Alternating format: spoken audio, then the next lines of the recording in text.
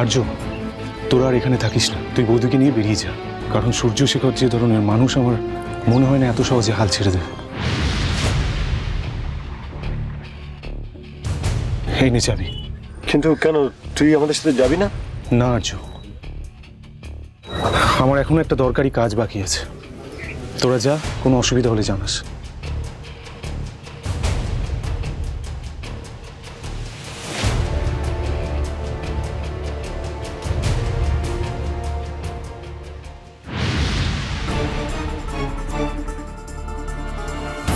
বলছি এখানে কার কাজ হচ্ছে? অর্ঘ পালের।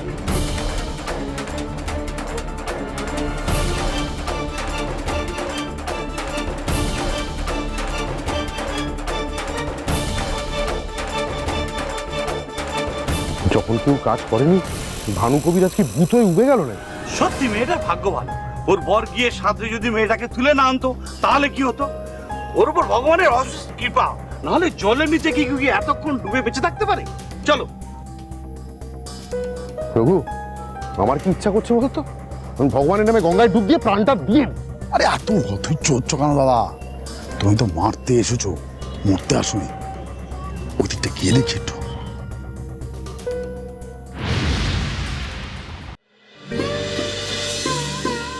মৌলি, দাদাভাইকে একটা ফোন করো, দেখো কখন ফিরছে।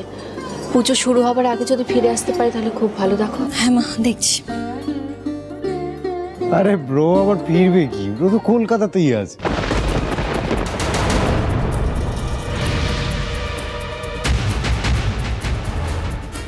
মানে আর্য কলকাতাতেই আছে?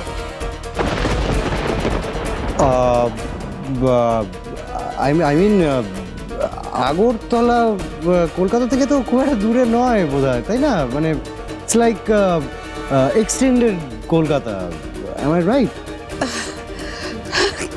হোয়াট ননসেন্স রনিক, তুই এতদিন বিদেশে ছিলিস, তুই কি জানিস কোথা থেকে কোথায় কতটা ডিস্টেন্স? আগরতলা নাকি কলকাতাতে? মানে সত্যি।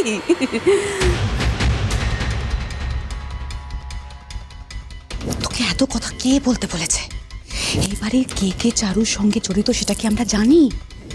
সে যদি বাই চান্স জানতে পেরে যায় যে আর্য গঙ্গায় আছে, সেটা আমরা জানি, তাহলে সে বুঝতে পারবে যে আমরা এটার সঙ্গে জড়িত। প্লিজ।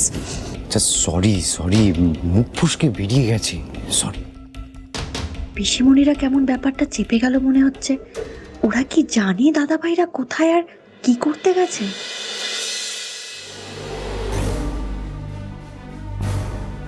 ঠাকুর মশাই। হ্যাঁ বলুন। এখানে আপনি কার কাজ করেছেন? ভানু ঘোষের। এই বুড়োটার জন্য আমরা অনেক ছোটাছুটি করেছি। এবার ঝটফট বলে ফেলুন তো, যা জিজ্ঞাসা করছি।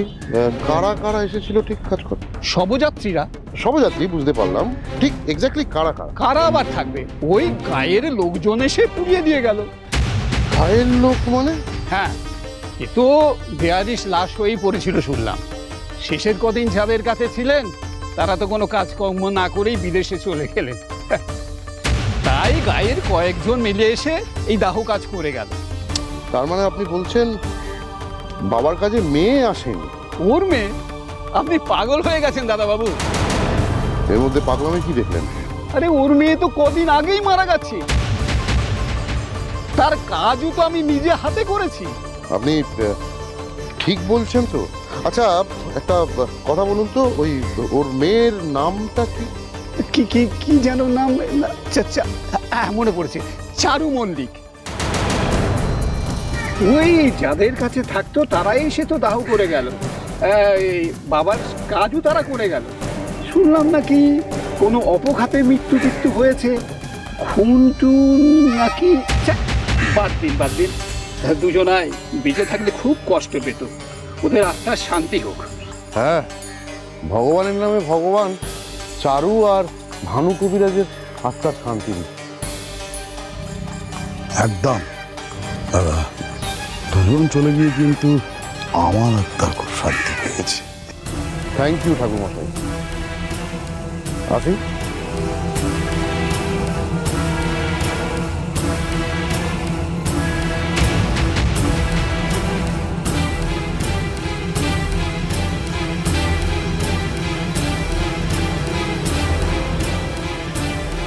আপনাকে অনেক ধন্যবাদ ঠাকুরমশাই। ওদের এই কথাগুলো বলে আপনি অনেক বড় উপকার করলেন। আপনার জন্য সামান্য কিছু করতে চাই। দয়া করে টাকা পয়সা দিয়ে আমাকে আর ছোট করবেন না। আমি এই কাজটা করে আপনাদের খুব একটা উপকার করিনি, শুধু কবিরাজ মশাইয়ের কিছু ঋণ শোধ আমি করলাম। কবিরাজ মশাই মানে আপনি মেসোমশাইকে চিনতেন? হ্যাঁ, চিন্তা। আজ থেকে 5 বছর আগে আমি মাধবপুরের পাশে বিলাসপুরে আমার মেয়ের বাড়ি গিয়েছিলাম। সেখানে সেই রাতে আমায় সাপে কামড়ায়। কোনো ডাক্তার বুদ্ধি ওঝা কিচ্ছু পাচ্ছিলাম না। কবিরাজ মশাই ওই মাধবপুর থেকে এসে আমাকে 2 রাত আমাকে চিকিৎসা করেছিলেন, চিকিৎসা করে আমাকে সুস্থ করে তুলেছিলেন। উনি আমাদের কাছে ধন্যন্তরী দাদাবাবু। তিনার শেষকৃত্য এইভাবে যে শেষ করতে হবে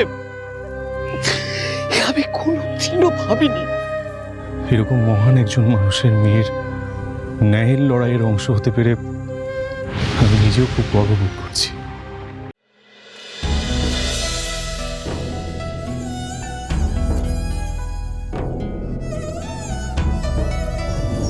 শহরের বাবু, এই পৃথিবীতে কোনো কিছু স্থায়ী নয়, তাই না? মানুষের জীবনটা একটা অদ্ভুত খেলা, যে খেলার কোনো নির্দিষ্ট সময়সীমা নেই। যখন ইচ্ছা, যেভাবে ইচ্ছা শেষ হয়ে যেতে পারে।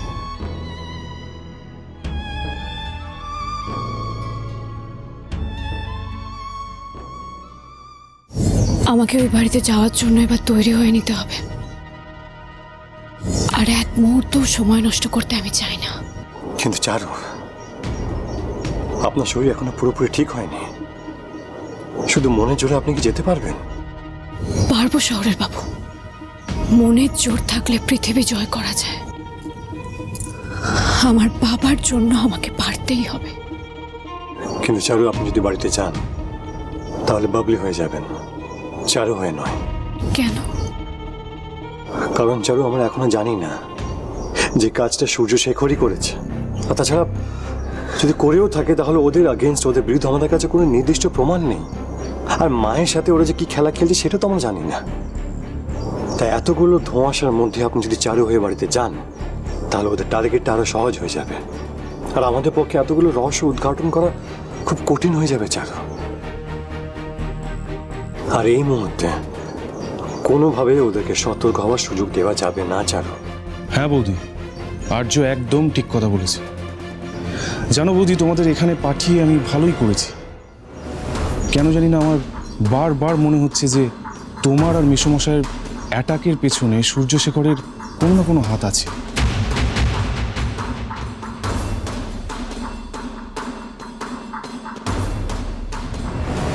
কিন্তু নলিন, তোর এরকম মনে হচ্ছে কেন? তোর সাথে কি ওদের দেখা হয়েছিল? হ্যাঁ আর্য, তোদের এখানে পাঠিয়ে দেওয়ার পর আমি পুরোহিতের কাছে গেছিলাম, যে পুরোহিত মেসোমশাইয়ের কাজ করেছে। তারপর ওনাকে সবটা বুঝিয়ে বলেছিলাম যে সূর্যশেখর এলে ঠিক কি কি করতে হবে। ঠাকুরমশাই, হ্যাঁ বলুন। এখানে আপনি কার কাজ করেছেন? ভানু ঘোষে। এবার ঝটফট বলে ফেলুন তো, যা জিজ্ঞাসা করছি। কারা কারা এসেছিল ঠিক কাজ করতে? শবযাত্রীরা। তার মানে আপনি বলছেন বাবার কাজে মেয়ে আসেন? আরে ওর মেয়ে তো কদিন আগেই মারা গেছে, তার কাজও তো আমি নিজে হাতে করেছি। থ্যাংক ইউ ঠাকুরমশাই, আসি।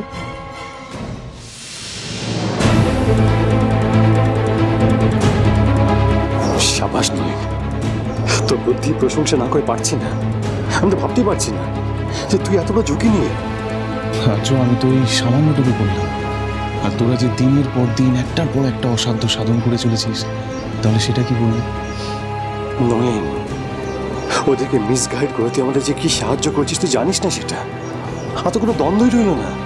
ওরা মেনে নেবে যে চারু আর বেঁচে নেই, আর এটাও জানবে না যে এবার চারু ঠিক কি হয়ে দেখা দেবে।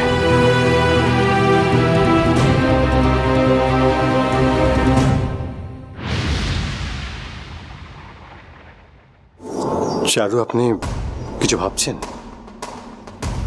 যুদ্ধ শুরু হয়ে গেছে শহরের বাবু, আর হাত গুটিয়ে চুপ করে বসে থাকলে চলবে না। সূর্যশেখরকে বুঝিয়ে দিতে হবে ও যে তার হাজার চেষ্টা করলেও সত্যের সামনে মাথা ওকে নোয়াতেই হবে। যে অন্যায় ও করেছে তার শাস্তি কতটা ভয়ঙ্কর হতে পারে ও জানে না। ওদের সামনে ওদের জম হয়ে দেখা দেবে এই চারু মল্লিক, আর ওদের ওপর এটাই হবে আমার প্রথম আঘাত।